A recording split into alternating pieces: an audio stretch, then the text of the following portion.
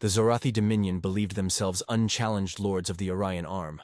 For centuries they bent weaker species to their will, crushing defiance with fleets that blotted out stars.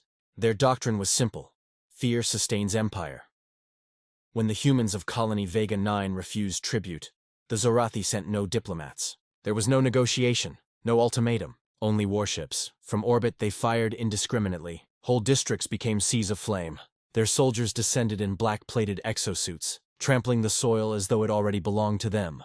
Children were dragged screaming into processing pens. The Zorathi commander, Lord Kareth, made the act ceremonial, to show the galaxy how little humanity's walls could withstand. He broadcast a single message over every channel in the sector. The humans will learn. Their settlements are glass. Their walls are sand. Their spirit is brittle. This is the price of arrogance. The broadcast lingered long after Vega 9 was reduced to rubble. Survivors, few, broken and hunted, were taken as slaves, paraded through alien streets. Chains rattled as laughter echoed. The galaxy watched, and most believed the Zorathi's words. Mocking the wounded in the Dominion capital, Kareth dined on roasted meat while ambassadors of other empires attended the feast. They drank to his victory, raising crystal chalices as he replayed the footage of humans burning. The message was clear. If the Zorathi could break the humans so easily, what chance had anyone else? Whispers spread across trade routes and council chambers. The humans are soft. Their compassion is weakness. Their fortresses crumble under real firepower. 1,000 voices declared Earth powerless, that they would sue for peace, that they would apologize, pay reparations, lick the boots of their new masters. Some even mocked Earth's silence. For days, weeks, months, no human response came. The Zorathi saw the silence as submission. They told themselves the humans were licking their wounds, too frightened to rise. Kareth himself sneered in broadcasted interviews.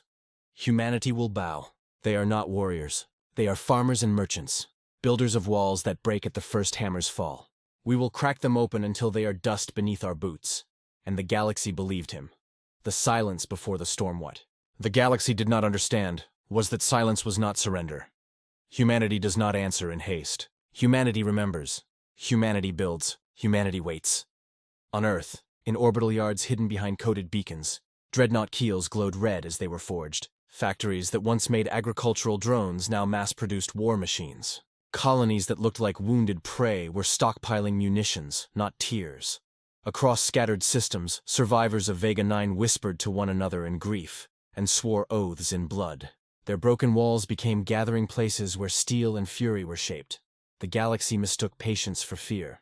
They mistook grief for weakness. But humanity's silence was a forge, and inside it, rage was being tempered into something unstoppable. The awakening it began without warning.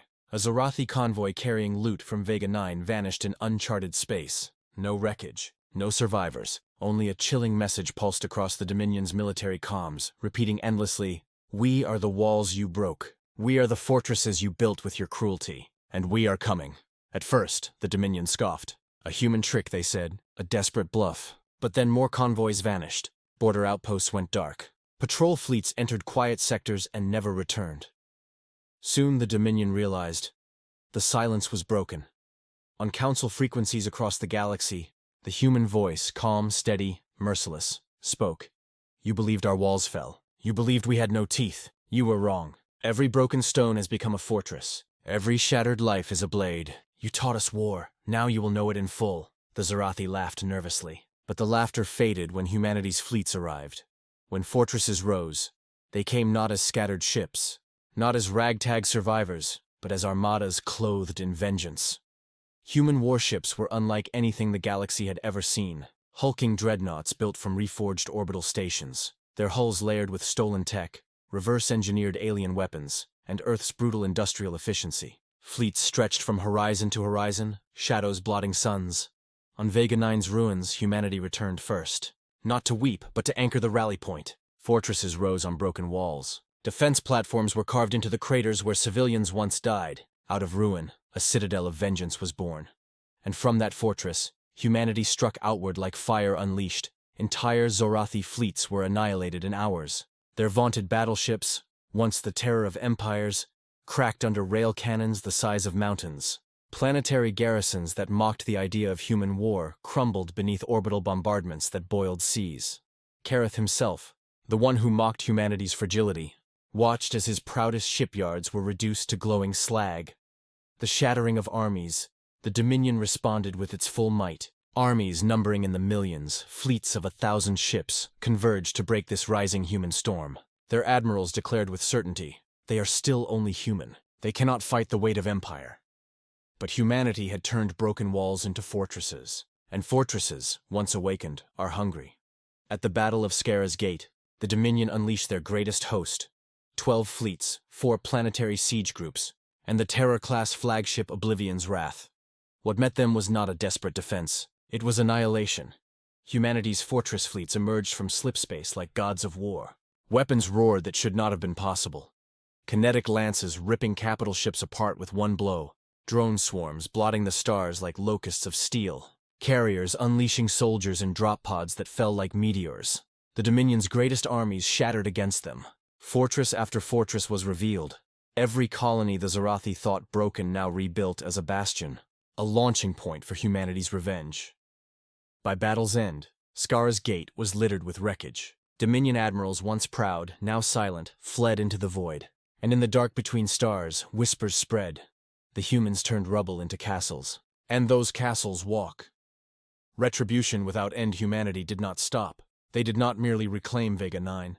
They advanced. Every Dominion world touched by their fire remembered the screams of enslaved humans. Every fortress fleet carried vengeance like a banner. Worlds burned. Thrones toppled.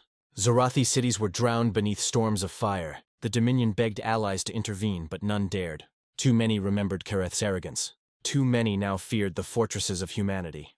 The galaxy watched in silence as the proud Dominion, once the hammer of the stars, was dismantled piece by piece. Their armies, the unbeatable legions, cracked and bled until none remained. On the final day, as Earth's banners rose above the Dominion capital, human soldiers carved a message into the steps of Kareth's throne. Walls may break, but we build again. Stronger, higher, until no army can stand against us. Kareth himself was dragged before the surviving humans of Vega 9.